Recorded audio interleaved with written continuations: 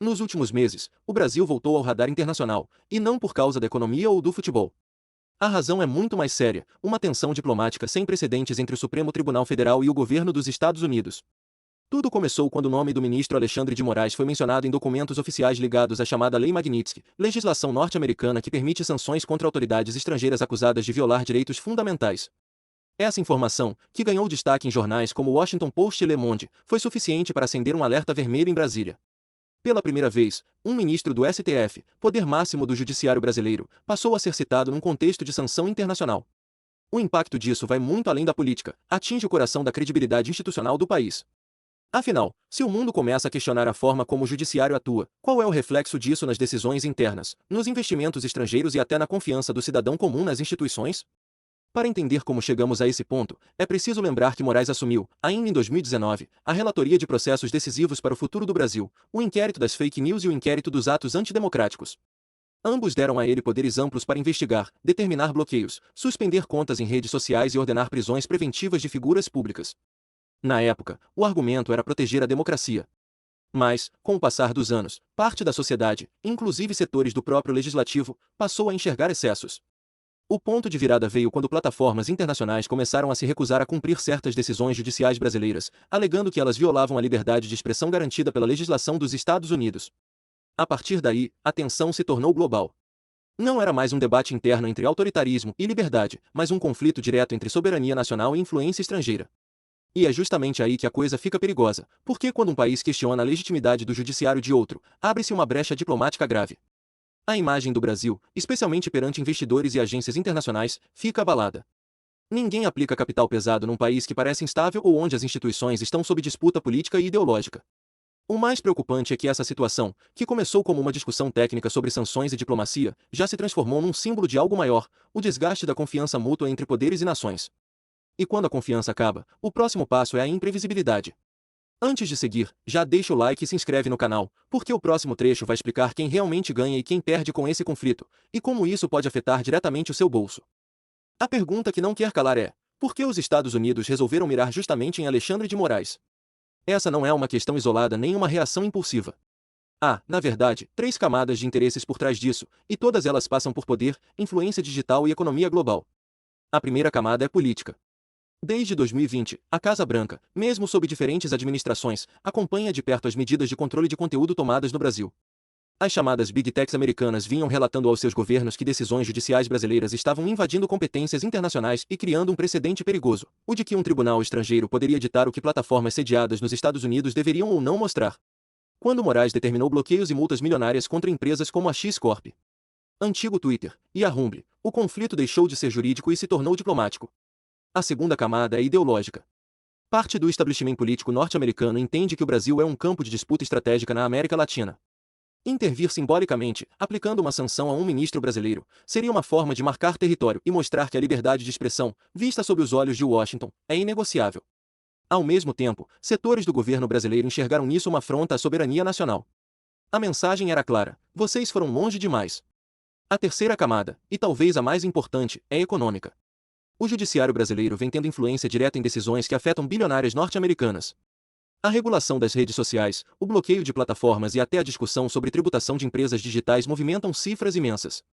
Assim, quando um ministro passa a ser visto como ameaça ao modelo de negócios das Big Techs, o lobby internacional se ativa com força total.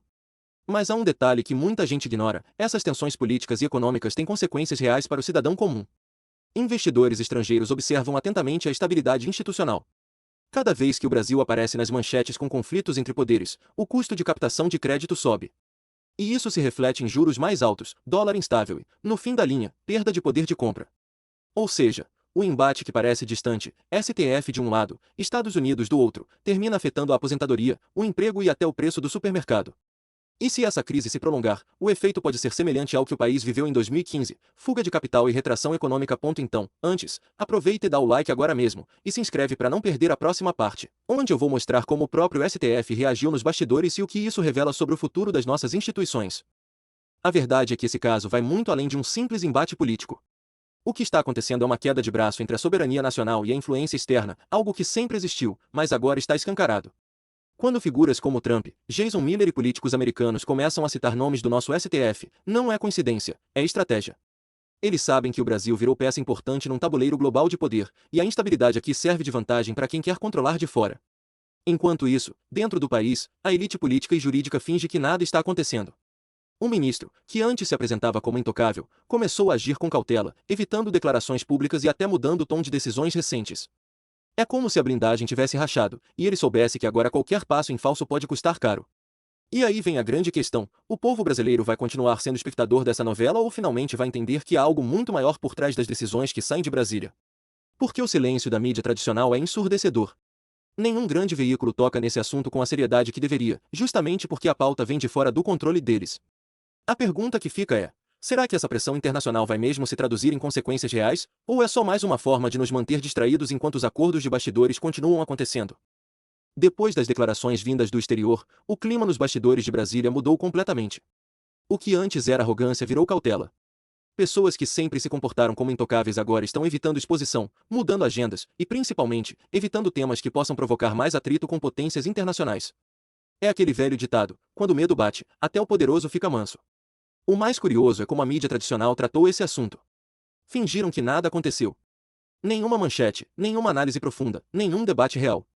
Eles ignoram porque sabem que, se isso for levado a sério, o povo começa a questionar tudo: a legitimidade de certas decisões, o poder de certos nomes e até a independência do país. E é justamente isso que o sistema não quer: o brasileiro acordando, começando a perceber que quem manda de verdade nem sempre está em Brasília. Enquanto isso, nas redes, o assunto explode. O povo comenta, compartilha, discute, e começa a se dar conta de que algo está fora do lugar. O ministro, que antes parecia imune a críticas, agora está no centro de um debate mundial. Não é mais um conflito interno, é uma questão de imagem e poder global. E o medo de perder o controle é visível. É interessante observar que, quando figuras políticas internacionais pressionam, o discurso muda. Antes, o argumento era ninguém toca no STF.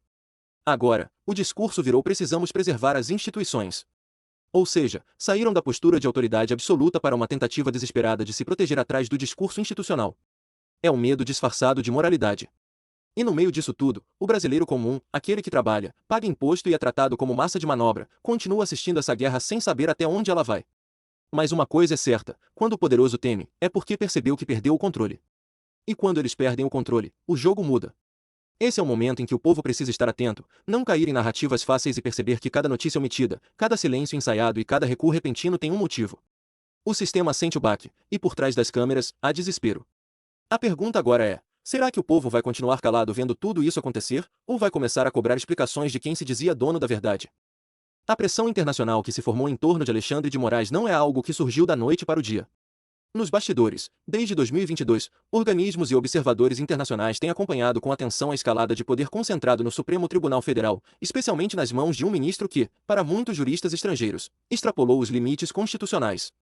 O caso brasileiro passou a ser estudado como um exemplo de judicialização extrema da política, um termo usado por analistas do Departamento de Estado norte-americano para descrever quando um juiz passa a ocupar, na prática, o papel de legislador e de policial ao mesmo tempo. E é nesse contexto que o nome de Donald Trump entra no tabuleiro. Não é segredo que parte da direita americana enxerga na América Latina um campo de disputas ideológicas, e o Brasil, o maior país da região, virou palco central. Quando Jason Miller, conselheiro de Trump, deu declarações públicas exigindo a prisão de Moraes, o impacto não foi apenas político. Foi simbólico, um recado direto de que o mundo estava observando. Essa pressão fez eco em grupos jurídicos internacionais que questionam os limites da atuação do STF brasileiro. Internamente, ministros que antes se calavam começaram a se movimentar para proteger a imagem da corte. O discurso de independência do judiciário começou a soar falso diante das contradições expostas. Moraes, até então intocável, deu sinais de recuo, um silêncio estratégico, uma ausência calculada. Nos corredores de Brasília, isso foi interpretado como medo de um constrangimento maior no cenário global. O mais interessante é como essa história, aparentemente distante, toca diretamente o cidadão comum. Se a autoridade máxima do país pode agir sem freios, o que impede que qualquer outro poder faça o mesmo contra você, contra sua liberdade ou seu patrimônio? Essa é a pergunta que ressoa na mente de quem já viu o Brasil passar por ditaduras, cassações e censuras disfarçadas de decisões técnicas. O público mais velho reconhece o cheiro da arbitrariedade, e não se engana. O Brasil chegou a um ponto em que as instituições precisam provar que ainda merecem a confiança do povo. Não é sobre direita ou esquerda, mas sobre limites, sobre respeito à lei. E se até Donald Trump, lá de fora, está exigindo respostas, talvez tenha chegado a hora de o próprio brasileiro também cobrar. Se você acha que o povo precisa acordar e entender o que está acontecendo, deixa o seu like agora, se inscreve no canal e escreve nos comentários: eu não aceito mais silêncio. Sua voz é o que mantém essa conversa viva, e é dela que o poder mais teme.